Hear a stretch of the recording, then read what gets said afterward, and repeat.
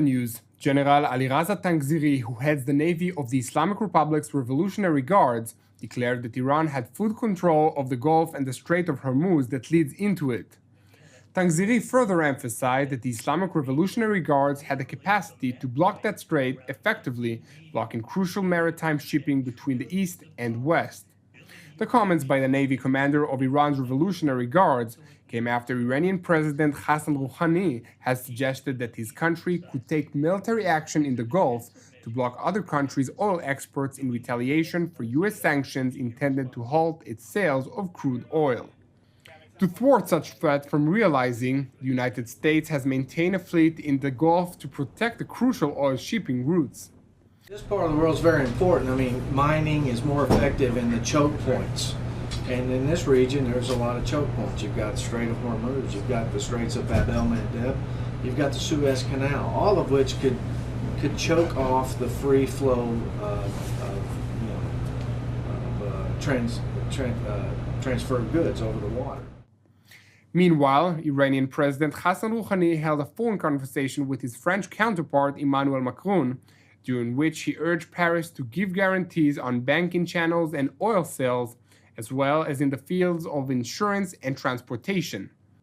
According to the Iranian state-run IRNA news agency, Rouhani told Macron that Iran has acted upon all its promises in the nuclear agreement, and with attention to the one-sided withdrawal of America, expects the remaining partners to operate their programs more quickly and transparently. While the French leader reaffirmed to his Iranian counterpart Paris's commitment to maintain the 2015 nuclear agreement, Macron once again reiterated his earlier calls for broader discussions with all relevant parties that would include Iran's nuclear program after 2025, its ballistic program, and its malign activities in the wider Middle East, a demand the Islamic Republic vehemently denies.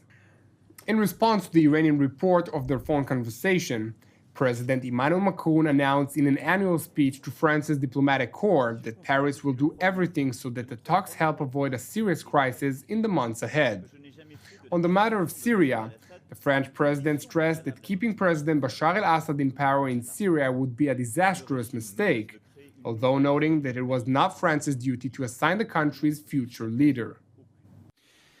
Si je considère depuis le premier jour que notre premier ennemi est Daesh, et que je n'ai jamais fait de la destitution de Bachar el-Assad une condition préalable à notre action diplomatique ou humanitaire, je pense qu'un tel scénario serait néanmoins une erreur funeste.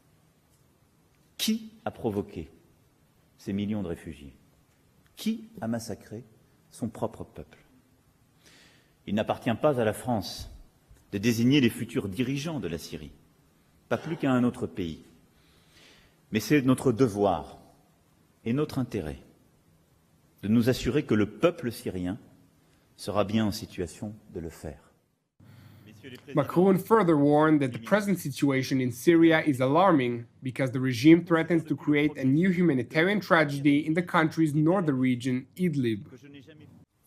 Mais la situation est aujourd'hui alarmante, car le régime menace de créer une nouvelle tragédie humanitaire dans la région d'Idlib et ne montre jusqu'à présent aucune volonté pour négocier la moindre transition politique. Cela implique de renforcer encore la pression sur le régime et ses alliés. Et j'attends à cet égard beaucoup de la Russie et de la Turquie, compte tenu de leur rôle et des engagements pris. Now, to a related matter, the Assad regime has signed an agreement for military cooperation with the Islamic Republic of Iran during a meeting in Damascus between the defense ministries of the two countries. After the signing of the agreement, Iran's top defense official Amir Hatami declared the agreement would pave the way for the new establishment of the Syrian defense industries, while claiming that the world's war against Syria has not yet ended. A senior Syrian official revealed that Hatami's visit was meant to send a message of increased military cooperation between Iran and Syria in response to demands by Israel and the United States to remove Iranian forces from the war-torn country.